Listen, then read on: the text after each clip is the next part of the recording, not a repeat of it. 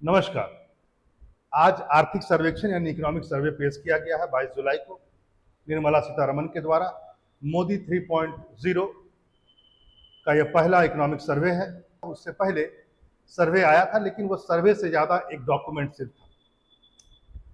सर्वे हमेशा बजट से एक दिन पहले आता है और यहाँ पर आप इस बात को भी जान लीजिए कि इस बार का जो बजट है वो पेश किया जाएगा जुलाई 23 यानी कल, और आज जुलाई 22 को दोनों सदनों में जो है लोकसभा और राज्यसभा बोथ हाउस में निर्मला सीतारमन ने जो फाइनेंस मिनिस्टर हैं उन्होंने पेश किया आर्थिक सर्वेक्षण यानी कि इकोनॉमिक सर्वे। एक बात और भी देख लें, जो कल बजट पेश किया जाएगा इसको भी आप जान लीजिए, उसमें जम्मू एंड कश्मीर का भी बजट प्रेजेंट होगा जो 23 तारीख कल प्रेजेंट किया जाएगा, क्योंकि वो यूनियन टेरिटरी है। निर्मला सीतारमन लोकसभा में ही इसे पेश करेंगे। इकोनॉमिक सर्वे के बारे में आप जरूर इस बात को जान लें। इकोनॉमिक सर्वे जो होता है वो बेसिकली जो करंट फाइनेंस ईयर होता है उसके लगभग अंत में पेश किया जाता है, और जो करंट फाइनेंस ईयर होता है वो 31 मार्च को समाप्त होता है। इसको भी आप जान लीजिए। यानी यदि मैं कहूं कि economic survey current finance year का होता है तो इसमें कोई दिक्कत नहीं है। इकोनॉमिक सर्वे को जो प्रिपेयर किया जाता है वो बेसिकली प्रिपेयर करता है डिपार्टमेंट ऑफ इकोनॉमिक अफेयर्स। ये फाइनेंस मिनिस्ट्री का एक डिपार्टमेंट है, लेकिन under the guidance of chief economic adviser. Chief economic adviser के गाइडेंस में इसको पेश किया जाता है। जैसा कि मैंने कहा, डिपार्टमेंट ऑफ इकोनॉमिक अफेयर यह फाइनेंस मिनिस्टर के अंतर्गत में या मिनिस्ट्री के अंतर्गत में 6 डिपार्टमेंटों में से एक है। इसमें बाकी जो 5 मंत्रालय हैं उसको भी आज आप देख लीजिए। Department of expenditure, department of revenue, department of investment and public asset management, department of economic affair जो सर्वे बनाएगा, department of finance services, financial services, और आखिरी है डिपार्टमेंट ऑफ पब्लिक इंटरप्राइजेस। आगे देखते हैं कुछ और बातों को। जैसा कि मैंने कहा कि under the guidance of chief economic adviser यह बनाया जाता है, लेकिन इस बात को जान लीजिए कि इसकी बातों को मानना नहीं मानना वह फाइनेंस मिनिस्टर के विवेक पर है। तो चीफ इकोनॉमिक एडवाइजर होते हैं, इनका कार्यकाल, इनका टेन्योर 3 ईयर का होता है, लेकिन री अपॉइंटमेंट पॉसिबल है। चीफ इकोनॉमिक एडवाइजर जो है वह इसके साथ साथ इंडियन इकोनॉमिक सर्विस को भी कंट्रोल करते हैं। इसको भी आप इकोनॉमिक सर्वे जो था पहली बार प्रेजेंट जो किया गया था 1950-51 में किया गया था। उस समय यह बजट के साथ पेश होता था, लेकिन 1964 में इकोनॉमिक सर्वे को बजट से अलग कर दिया गया। पहले जो बजट पेश किया जाता था वह लगभग फरवरी के अंतिम वर्किंग डे में प्रेजेंट किया जाता था, और उससे एक दिन पहले वाजिब है इकोनॉमिक सर्वे आएगा।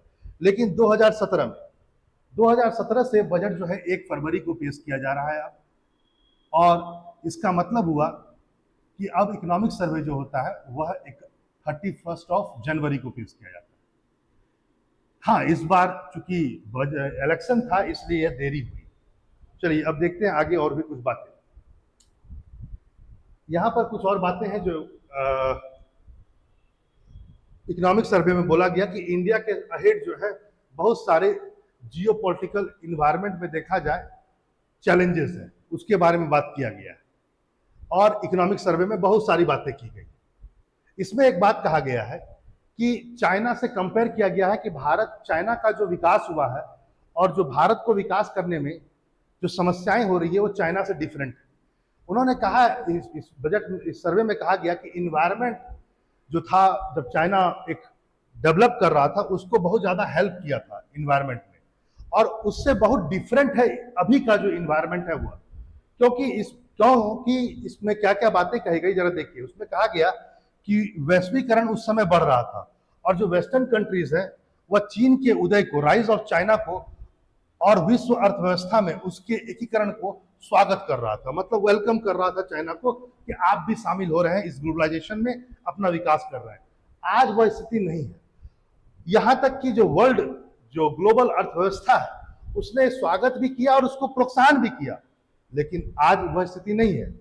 यहां पर एक बात और भी ध्यान रखेंगे, चाइना को जो क्लाइमेट चेंज है यानी कि जलवायु परिवर्तन और ग्लोबल वार्मिंग जैसी चिंताओं का सामना नहीं करना पड़ा, सिचुएशन को उतना सामना नहीं करना पड़ा, लेकिन अब भारत के सामने ये सब बहुत सारी चिंताएं आ गई हैं, ये सब भी बातें कही गई। साथ ही साथ कुछ और चैलेंजेस की बात की गई है। आर्टिफिशियल इंटेलिजेंसी, ये सबसे बड़ा चैलेंज के रूप में सामने ये भी आ रहा है, जिसने श्रमिकों पर सीधा प्रभाव पड़ेगा। इसमें बहुत सारी बाधाएं आने वाली समय में आ सकती है, जैसे कि आर्टिफिशियल इंटेलिजेंसी का प्रयोग करके वह देश जो अभी तक कुछ सामानों को नहीं बना पाते थे लेबर कॉस्ट के कारण, अब वो बना सकते हैं। इससे हमारे जो निर्यात है वह भी कमेगा, जो हमारे सर्विसेज का जो एक्सपोर्ट था वह भी कम सकता है, नहीं हमारे labour, blue collar job, white collar job, उसमें भी दिक्कत हो सकता है। ठीक है, ये भी कहा गया। इसमें बाकायदा ये बात कहा गया कि इन बाधाओं को यदि दूर करना है तो इसको पार पाने के लिए केंद्र और राज्य सरकारों को और निजी क्षेत्र को एक महागठबंधन करना पड़ेगा, तभी आप इससे पार पा सकते हैं, नहीं तो पार नहीं पा सकते हैं। ठीक है, इस बात को यानी आर्टिफिशियल इंटेलिजेंसी के बारे में ये बात कहा गया। इकोनॉमिक सर्वे में एक बात कही गई है, चाइना के रिस्पेक्ट में ही कहा गया इस बार का, कि चाइना का जो एफडीआई है इनफ्लो इंडिया में बढ़ रहा है, और इससे क्या हो रहा है कि ग्लोबल सप्लाई चेन धीरे धीरे अच्छा हो रहा है। मतलब चाइना धीरे इन्वेस्ट कर रहा है भारत में, यानी इनफ्लो जो है चाइना का जो इन्वेस्टमेंट इनफ्लो है वो बढ़ रहा है, और ये भारत के लिए बहुत अच्छा है। एक पॉजिटिव नोट में चाइना को इसमें रखा गया। ठीक है, आगे और भी देखें और भी क्या बातें कही गई। महंगाई पर भी बहुत सारी बातें की गई, और आरबीआई, उन्होंने कहा कि आरबीआई ने बहुत अच्छा काम किया है टू मैनेज द इन्फ्लेशन, इसके बारे में बात किया गया। और रिटेल इन्फ्लेशन कहा गया है 5.4% रहा है फाइनेंशियल ईयर 2024 में, जो पैंडेमिक के बाद सबसे लोएस्ट है, ऐसा बात उनमें कहा गया। आगे यहां पर यह भी बात कहा गया है कि जो रिटेल इन्फ्लेशन है जो डिक्रीज हुआ है फाइनेंशियल ईयर में, ये मेन कारण क्या है कि due to the fall in the core inflation के फॉल में, यानी कोर मुद्रास्फीति के कमी होने के कारण ही रिटेल जो मुद्रास्फीति है वह कमी हुई है, यानी कि रिटेल जो इन्फ्लेशन है वो कमा है, both in goods and services. इसको भी बात इस बार के आर्थिक सर्वेक्षण में कहा गया। आगे देखिए और क्या क्या बातें कहा गया। इसमें कहा गया है कि कोविड-19 की जो महामारी आई थी, भू राजनीतिक जो तनाव हो रहा है, जो इजराइल में जो युद्ध चल रहा है या रसिया में जो चल रहा है वो, और इसके कारण से, और आपूर्ति व्यवधान यानी सप्लाई में जो डिस्टरबेंस हो रहा है, इसके कारण से 22 और वित्तीय वर्ष 23 में भारत सहित वैश्विक स्तर पर मुद्रास्फीति दबाव का योगदान है। मतलब कि जो इन्फ्लेशन बढ़ रहा है, इसमें जो सर्वे में कहा गया, global as well as India के पर्सपेक्टिव में कहा गया है, सबसे बड़ा है कोविड, उसके बाद जियोपॉलिटिकल जो टेंशन है वह, और सप्लाई चेन में डिस्टरबेंस। इन तीन बातों को कहा गया, याद रखेंगे, तीन बातें इसमें लिखा गया। समीक्षा में एक बात और भी कहा गया है कि जो प्रतिकूल मौसम है इसके कारण से, यानी जो एडवर्स वेदर है, इसके कारण से जो खाद्य पदार्थ हैं उसकी कीमतें बढ़ रही है। यहां पर एक बात और भी कहा गया है, इसमें कहा गया है कि हमें और एफर्ट करने की जरूरत है, और हम लगातार एफर्ट कर रहे हैं, और ये एफर्ट जो है शेप एंड साइज ले रहा है किस चीज में, पल्सेस और ईडेबल ऑयल में। भारत, आपको पता है कि आर्थिक सर्वेक्षण में कहा गया है कि भारत की डिपेंडेंसी है इंपोर्ट पर है। भारत ज्यादातर आयात करता है पल्सेस और ईडेबल ऑयल को, इसलिए कभी कभी दाम जो है वो बढ़ जाता है। लेकिन भारत पिछला कुछ दिनों से बहुत प्रयास कर रहा है, और इसके अच्छे परिणाम भी निकल रहे हैं कि पल्सेस और ईडेबल ऑयल का जो प्रोडक्शन है बढ़ रहा है। लेकिन फिर भी इसमें यह बात कही गई है कि हम अभी भी बहुत डिपेंडेंट है आयात पर, और इसके कारण से इन सब चीजों में दाम बढ़ने की संभावना हमेशा बनी रहती है। रेमिटीज के बारे में कहा गया, यानी विदेशों से जो भारतीय धन भेजते हैं भारत में, उसके बारे में भी बहुत सारी बातें कही गई। इकोनॉमिक सर्वे में कहा गया है हम विश्व की दूसरी सबसे बड़े रेमिटीज पाने में वाले देशों में से एक है। इसमें कहा गया है कि 3.7% का ग्रोथ फाइनेंशियल ईयर में देखा गया है, और यह 124 बिलियन है इन 2024, यानी 2024 में जो रेमिटेंस जो भारत को मिलता है उसमें ग्रोथ रेट जो होगा 3.7% है, और यह लगभग कहां जा रहा है, 124 बिलियन यूएस डॉलर। माना जाता है कि 4% की और बढ़ोतरी के साथ 2025 में यह 129 बिलियन डॉलर के आसपास हो जाएगा। और इसमें एक बात और भी कही गई है कि जो अधिकतर जो प्राप्तियां हैं ये ऑयल एक्सपोर्टिंग कंट्रीज से, यानी गल्फ कंट्रीज से, क्योंकि आपको पता है हमारे यहाँ के अधिकतर लोग अरब देशों में या गल्फ कंट्रीज में रहते हैं, लेबर के तहत में अधिकतर रहते हैं, लेकिन उनका भी योगदान बहुत ज्यादा और सबसे ज्यादा है जैसा कहा गया। अब आइए वर्ल्ड बैंक क्या कहता है रिमिटेंस के बारे में। वर्ल्ड बैंक कहता है कि हमने तो कहा सेकेंड, वर्ल्ड बैंक कहता है कि इंडिया लार्जेस्ट इमिग्रेंट पॉपुलेशन है, यानी कि भारत विश्व में सबसे ज्यादा विदेशी लोग भारतीय हैं, और टॉप रिमिटेंस है। यहां पर ये टॉप रिमिटेंस की बात करता है। 2023 में इसने कहा है कि भारत ने हिट कर दिया है 120 बिलियन को। ठीक है, तो वर्ल्ड बैंक कहता है इस बात को कि हम नंबर 1 पर है रिमिटेंस प्राप्त करने में, और टॉप जनसंख्या है विदेश में रहने में। आउटलुक क्या कहता है जरा इस पर भी देख लीजिए। इकोनॉमिक सर्वे में आउटलुक को भी कोट किया गया है।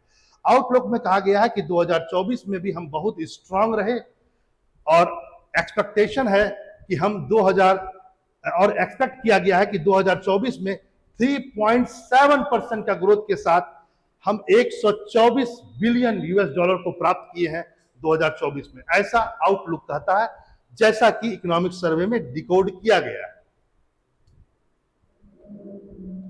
इकोनॉमिक सर्वे में एड्रेस किया गया है चैलेंजेस ऑफ क्लाइमेट के बारे में। जैसा कि पहले भी कहा गया और अभी भी कहा गया, सर्वे में बहुत ज्यादा कोट किया गया है, और कहा गया है कि जो क्लाइमेट चेंज के कारण जो हम लोग को चैलेंजेस मिल रहा है उसको हम समाधान करने का पूरा प्रयास कर रहे हैं, और इस कारण से रिन्यूएबल एनर्जी कैपेसिटी को और इंप्रूव किया गया है और इंप्रूव करने की जरूरत है। माना गया है कि एज पर 30 सर्वे में कहा गया 31 मई 2024 the share of non fuel, याद रखेंगे नॉन फ्यूल का जो शेयर सोर्स है in the installed electricity generation capacity वह रीच कर गया है 45.4%। तो याद रखेंगे नॉन फ्यूल सोर्स जो इंस्टॉल्ड इलेक्ट्रिसिटी जनरेशन कैपेसिटी है वह रीच कर गया है, उसका शेयर 45.5%। एक बात और भी कहा गया है, उसमें यह कहा गया है इकोनॉमिक सर्वे में कि इंडिया ने रिड्यूस किया है कार्बन इमिशन को, इंटेंसिटी को जीडीपी के रिस्पेक्ट में। 2005 के लेवल में, 2005 के मुताबिक देखा जाए तो 2019 में 33% जीडीपी के हिसाब से इसमें इमिशन में कमी आई है। ठीक है, और एक बात और भी कहा गया कि 2047 तक भारत को यदि विकास करना है तो भारत के एनर्जी नीड जितना भी होगा वह 2 से लेकर 2.5, यानी कि जितना अभी है उससे 2 गुना या 2.5, 2 गुना या 2.5 गुना बढ़ाना होगा 2047 तक, शायद तभी तक भारत विकसित हो सकता है। तो आपने समझा शेयर जो है 45.4 चला गया है, और 2005 से 2019 के बीच में जो एमिशन इंटेंसिटी है ऑफ इट्स जीडीपी, याद रखेंगे जीडीपी के रिस्पेक्ट में वो 33% हो चुका है। आगे चलिए, आगे देखते हैं लॉजिस्टिक परफॉर्मेंस के बारे में भी बात की गई है। इसमें कहा गया कि वर्ल्ड बैंक ने इंडिया को लॉजिस्टिक परफॉर्मेंस में इंप्रूव किया है। 38 जो 23 में था वो 44 होगी, जो वो 2023 में 38 हो गया है, जो 2018 में 44 नंबर पर था। यहां पर एक बात और भी ध्यान देंगे, करंट अकाउंट डेफिसिट में भी बोला गया है अच्छा प्रदर्शन भारत कर रहा है, और जो गैप है उसको नैरो किया गया है 0.7%, यानी कि जो करंट अकाउंट डेफिसिट है उसमें जो गैप था उसको 0.7% कम किया गया है फाइनेंशियल ईयर 2024 में। सर्वे में एक और इंपॉर्टेंट बात की गई है कि 2024 के अंत में जीडीपी का जो अनुपात में जो बाहरी ऋण है यानी एक्सटर्नल जो डेप्ट है वो 18.7% था, याद रखेंगे 18.7%। आगे देखते हैं, इकोनॉमिक सर्वे में कहा गया है कि जो ग्लोबल इकोनॉमिक ग्रोथ है वो 3.2% 2023 में रहा है, ऐसा माना गया। और यह माना गया कहां से? वर्ल्ड इकोनॉमिक आउटलुक से। मोदी 3.2 के द्वारा जो पेश किया गया आर्थिक सर्वेक्षण, उसमें कहा गया है कि 2025 में, याद रखेंगे मैं 2024 की बात नहीं कर रहा हूं, 2025 में जो भारत का जीडीपी जो ग्रोथ होगा वो 6.5 से लेकर 7% के बीच रहेगा। एकदम नोट कर लीजिए, ये आएगा इकोनॉमिक सर्वे के अकॉर्डिंग क्या कहा गया। इकोनॉमिक सर्वे में इस बार एक बहुत अच्छी चीज देखी गई, ओबेसिटी के बारे में बहुत बातें की गई है, कंसर्न टुवर्ड्स द ओबेसिटी और हेल्थ केयर। को मेजर करना बहुत जरूरी है। ओबेसिटी एक बहुत बड़ा प्रॉब्लम हो चुका है और इसके लिए प्रिवेंटिव मेजरमेंट करना होगा और इसके लिए कहा गया है कि लाइफ स्टाइल को चेंज करना पड़ेगा, क्योंकि लाइफ स्टाइल सबसे बड़ा कारण है ओबेसिटी में। आपको पता है ओबेसिटी के कारण कई बीमारियां होती हैं, बढ़ते मोटापा जिस और शर्करा यानी शुगर और फैट से भरपूर जो हम खाना खा रहे हैं, यह बहुत बड़ा कारण है मोटापा के लिए और इसका जो खपत है वो दिनों दिन बढ़ता जा रहा है। ये चिंता का विषय है, ऐसा आर्थिक सर्वेक्षण में कहा गया है। यानी जो मोटापा बढ़ रहा है उसका मेन कारण क्या है कि हम अपने खाने में शुगर और जो फैट की मात्रा बढ़ा रहे हैं वो बहुत ज्यादा है, इस कारण से मोटापा बढ़ रहा है। इस चिंता का विषय है। आर्थिक सर्वेक्षण में कहा गया कि भारत में कुल बीमारियों के बोझ का 54% जो कारण है वो अस्वस्थ आहार ही है, यानी जो तला हुआ भोजन या ये करते हैं उसी के कारण 54% बीमारियां होती हैं भारत में, और यह मोटापे का तो कारण है। यहां पर कुछ और बातें मोटापे संबंधित, ओबेसिटी संबंधित बातें कही गई। विश्व वर्ल्ड ओबेसिटी जो महासंघ है उसका एक रिपोर्ट का हवाला देते हुए कहा गया है कि भारत में जो वयस्क हैं, एडल्ट हैं, उनमें मोटापे की दर 3 गुना से अधिक हो गई और बच्चों में यह वृद्धि दर जो है, बच्चों में वियतनाम और नामीबिया के बाद भारत में दुनिया में सबसे तेज है। यानी सबसे ज्यादा बच्चों में जो मोटापा बढ़ रहा है, वियतनाम और नामीबिया के बाद भारत तीसरे नंबर पर। आर्थिक सर्वेक्षण में आप एक बात और भी देखें, सर्वेक्षण में कहा गया है कि राष्ट्रीय परिवार सर्वेक्षण, राष्ट्रीय परिवार स्वास्थ्य सर्वेक्षण यानी NFHS के अनुसार ग्रामीण भारत की तुलना में शहरी भारत में मोटापे की मामला में काफी अधिक है। पहला पॉइंट, ये तो वाजिब है, वहां पर लोग ज्यादा काम करते हैं। 18 से लेकर 69 आयु के वर्ग में मोटापे का सामना करने वाले पुरुषों का प्रतिशत NFHS 4 में कितना है? 18.9% है और NFHS 5 इसमें कहा गया ये बढ़ करके 22.9% हो गया। ये बहुत बड़ा गैप है। महिलाओं के लिए कहा गया है, NFHS 4 में कहा गया था 20%, 20.6 था, वह भी बढ़ गई है, 24% हो गया। यानी महिलाएं भी अब अपना फिजिक पर ज्यादा ध्यान नहीं दे रही है, मोटा होते जा रही है। चलिए आगे देखते हैं और बातें। इकोनॉमिक सर्वे में एक बात कहा गया है कि भारत में प्राइवेट सेक्टर को हायर लेवल पर फाइनेंशियल और रिसोर्सेस सपोर्ट देना होगा ताकि भारत में जो इंफ्रास्ट्रक्चर, क्वालिटी इंफ्रास्ट्रक्चर डेवलप हो सके, ऐसा बात कहा गया। यानी कि साफ प्राइवेट सेक्टर पर जोर है और कहा गया कि बिना प्राइवेट सेक्टर की सहायता से क्वालिटी इंफ्रास्ट्रक्चर डेवलप नहीं हो सकता है। आगे देखिए, रियल एस्टेट के विषय में भी पॉजिटिव नोट्स के साथ यह बात रखी गई है इकोनॉमिक सर्वे में और कहा गया है कि डिमांड जो है वो लगातार रैपिडली बढ़ रहा है ड्यू टू अर्बनाइजेशन।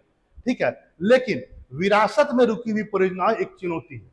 यानी जो पहले से चल रही है, यानी पुराने जमाने, यहां पर विरासत कहा जा सकता है 2014 से पहले। यानी विरासत में, यानी जो पुराना जो रिटेल सेक्टर में रुकी हुई परियोजना है वो अभी भी चुनौती बनी हुई है भारत सरकार के लिए। आगे यहां पर कुछ और बातें कही गई है, जरा इस पर भी देखें। वास्तव में real estate ownership and dwelling have accounted for over 7% of overall GAV यानी gross value added in the past decade, highlighting their internal role in the economy. यानी कि इसमें कहा गया है कि जो रियल एस्टेट एंड ओनरशिप है dwelling have accounted for over 7% of the overall GAV, जिसका फुल फॉर्म है gross value added in the past decade. ये क्या बताता है? ये बताता है कि भारत में आर्थिक विकास हो रहा है, ऐसा इकोनॉमिक सर्वे में कहा गया। चलिए आगे बढ़ते हैं और बातें करते हैं। टेलीकॉम इंडस्ट्रीज के बारे में भी बहुत सारी बातें की गई है इस बार के इकोनॉमिक सर्वे में। कहा गया है कि टेलीकॉम इंडस्ट्री को 5% अलॉट किया गया है of the universal services obligation fund, यानी कि 5% दिया जाएगा universal service obligation fund USOF के लिए, जो किसके लिए रिस्पॉन्सिबल है? जो research and development of telecommunication के लिए रिस्पॉन्सिबल है। उसके लिए इस बार के बजट में 2023-24 में कहा गया 5% दिया गया है। किसको दिया गया था? USOF को 2023-24 के बजट में ऐसा कहा गया। आप एक बात ध्यान रखेंगे, जो USOF है, सरकार के पास अभी जो USFO के तहत में जो फंड है उसमें लगभग 80,000 करोड़ रुपए के आसपास है, और अब इसे डिजिटल भारत का नाम दिया जाता है। तो जान लीजिएगा, प्रश्न आ सकता है कि डिजिटल भारत का पुराना नाम क्या था। डिजिटल भारत का पुराना नाम है यूनिवर्सल सर्विस ऑब्लिगेशन फंड, जिसको 5% अलॉट किया गया था फंड। रिसर्च और डेवलपमेंट के लिए यह जरूरी है। अब आइए पर्यटन। पर्यटन में कहा गया कि भारत के पास एक बहुत अच्छा अवसर है और भारत को इसे जब्त करने की जरूरत है, यानी अपने अनुसार करने की जरूरत है। लेकिन इसमें एक बात और भी कहा गया, AI प्रोटेक्टिव मेजरमेंट, संरक्षणवाद, यानी एक देश दूसरे देश को रोकते हैं अपने यहाँ आने के लिए सर्विसेज और अन्य चीजों के नाम पर, और आपूर्ति चिंताओं के बढ़ने के कारण सेवाओं यानी सर्विस सेक्टर और विनिर्माण उद्योग यानी मैन्युफैक्चरिंग उद्योग को चुनौती का माहौल के बीच रोजगार सृजन के लिए अपेक्षाकृत कम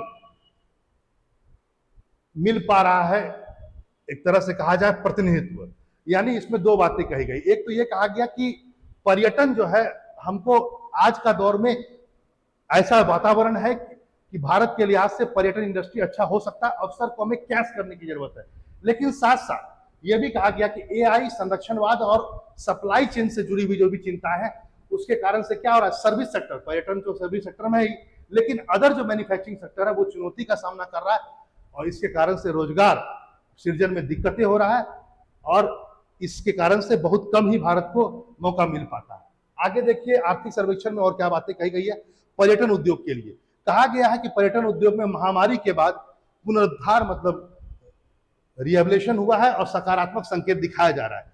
2023 में 92 लाख से अधिक विदेशी पर्यटक का आगमन देखा गया है। कितना है?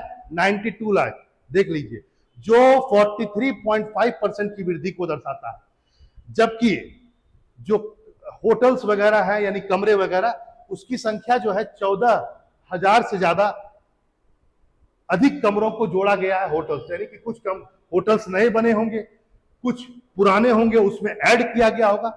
तो इसमें कहा गया है कि हम लोग बहुत ज्यादा ध्यान दिए हैं होटल पर्यटन इंडस्ट्री में, और ये बताता है हमारे इस कमिटमेंट को कि इस बार लगभग 14,000 से भी ज्यादा कमरे ऐड हुए हैं इस बार, और इससे क्या होगा, जो पर्यटकों की जरूरत है उसकी संख्या और उनकी संख्या को ध्यान में रखते हुए यह किफायती होगा और जरूरी होगा। आगे देखिए और क्या बातें, आगे जो कहा गया यहाँ पर, जो विश्व नोट में जो कहा गया उसको देखिए। विश्व आर्थिक मंच की यात्रा और पर्यटन पर जो विकास सूचकांक है, जिसको कहा जाता है TTDI 2024 का रिपोर्ट का हवाला देते हुए सर्वेक्षण में जो कहा गया है, जरा देख लीजिए। 2023-24 में पर्यटक सेवाओं और बुनियादी ढांचे में सुधार और एक कुशल कार्यबल के विकास की आवश्यकता पर जोर दिया गया। यानी विश्व आर्थिक मंच से जो रिलेटेड सूचकांक है, इंडेक्स है TTDI, उसने बाकायदा ये बात कहा है कि बुनियादी सेवाओं का विकास करना बहुत जरूरी है यदि टूरिज्म इंडस्ट्री को आगे बढ़ाना, और ये भारत के लिए तो बहुत ही एसेंशियल है, और इसको कोट किया गया है बाकायदा इकोनॉमिक सर्वे में। तो आपने देखा इकोनॉमिक सर्वे से रिलेटेड कुछ इंपॉर्टेंट बातें। बाकी चूंकि आज केवल एक अभी तक इकोनॉमिक सर्वे रिलीज नहीं हुआ है, आज रात तक रिलीज हो जाएगा। जो भी इंपॉर्टेंट बातें बची हुई हैं वो जरूर अगले हम लोग क्लास में डिस्कस करेंगे। फिर मिलते हैं एक नए टॉपिक के साथ। नमस्कार।